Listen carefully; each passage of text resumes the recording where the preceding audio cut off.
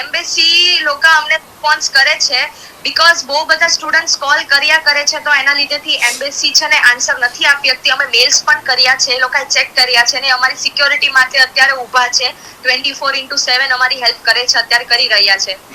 બિશેકમાં તમે જ્યાં છો ત્યાં અત્યારે પેલું રશિયા યુક્રેન વાળું છે એની પરિસ્થિતિ છે કે બીજા કોઈ કારણોસર ત્યાં પરિસ્થિતિ બગડેલી છે? રશિયા યુક્રેનના લીધેથી તો નથી બગડી, બટ અહીંયા વાંધો એ હતો કે અરેબિયન અને ઇન્ડિયન્સ અહીંયા બાંધવાનું થયું તે લોકોની વચ્ચે, તો એમાં અમે લોકો પીટાઈ ગયા છીએ. ઇન્ડિયન્સ, પાકિસ્તાની ને બાંગ્લાદેશી છે એ લોકોને વધારે અત્યારે મારપીટ કરી હતી. નો ડાઉટ મારપીટ ને એવું કર્યું હતું, બટ બીજી વસ્તુ નથી કરી, એવું કઈ હર્ટ નથી કર્યું ખરાબ રીતના કે એવું કઈ નથી. અત્યારે તો અમે સેફ છવી.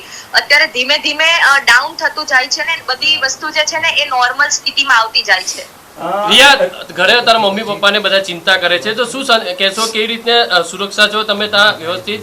શું મમ્મી પપ્પાને દાદી દાદાને કહેવા માંગુ છું કે અત્યારે ગવર્મેન્ટે અમારી સાંભળી છે, અમે જેટલા બી લેટર્સ લખ્યા છે બધી વસ્તુ એ લોકોએ સાંભળી છે અમારી બધી વસ્તુ.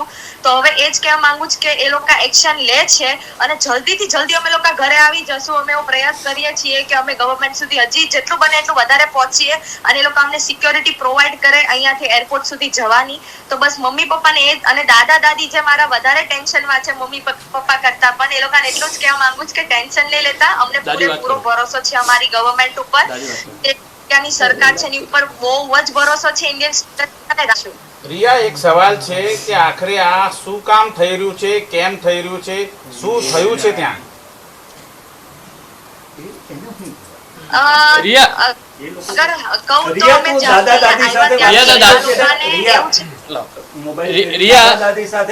રિયા, તારી મમ્મી અને દાદી અહીંયા રડે છે, એમને શું સંદેશો આપે કે તમે સુરક્ષિત છો કે શું છે?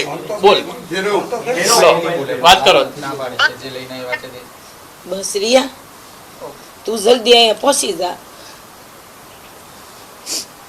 હું આવી જાશ બા, તમે ટેન્શન ના લ્યો, હું બહુ સુરક્ષિત છું અત્યારે. હું આવી જાશ અને બધા મીડિયા વાળાને હું એ જ કહેવા માંગુ છું કે પ્લીઝ તમે પણ અમને સપોર્ટ કરો કે અમે બધા ઇન્ડિયન સ્ટુડન્ટ્સ ત્યાં પહોંચી જઈએ અને બીજો કઈ અમને વાંધો નથી.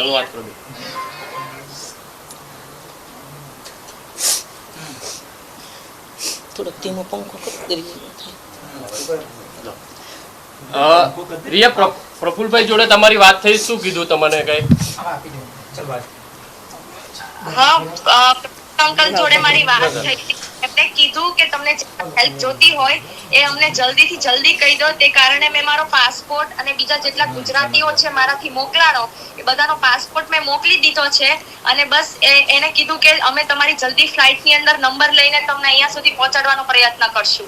રિયા, કયા કયા દેશના વિદ્યાર્થીઓ કે લોકો ત્યાં ફસાયેલ છે આપની સાથે? ઇન્ડિયા છે, બાંગ્લાદેશ છે ને પાકિસ્તાનના લોકો છે જે અહીંયા ફસાઈ ગયા છીએ.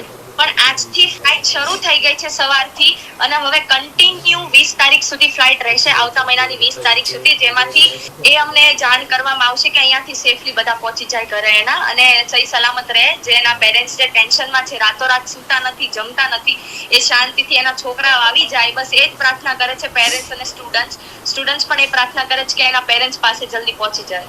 ટાર્ગેટ હિટિંગ ઇન્ડિયા અને પાકિસ્તાનના સ્ટુડન્ટને જ થાય છે કે નહીં? ટાર્ગેટ તો અહીંયા જે થાય છે ટાર્ગેટ કરે છે, બટ અત્યારે તો અમે સેફ છવી. ઇન્ડિયન સ્ટુડન્ટ્સ ને એવું કઈ અત્યારે માર્યા પીટ્યા નથી. હા, 2-3 લોકો છે જેને એવું કર્યું છે, બીજા કોઈ ઇન્ડિયન બધા સેફ છે કેમ કે બધા અંદર હતા. જે કારણે જે પાકિસ્તાન કોન્ટેક્ટ હતો કિર્ગિઝ લોકોની હારે, એટલે એ લોકોને અત્યારે વાંધો આવ્યો છે. બાકી ઇન્ડિયન સ્ટુડન્ટ્સમાં તો બહુ ઓછા લોકો છે જેને આવી રીતના હુમલો કરવામાં આવ્યો છે. એટલા બધા સ્ટુડન્ટ્સ નથી ત્યાં ઇન્ડિયાના.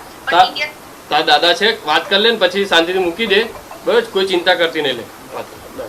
હલો, રાધે રાધે બેટા.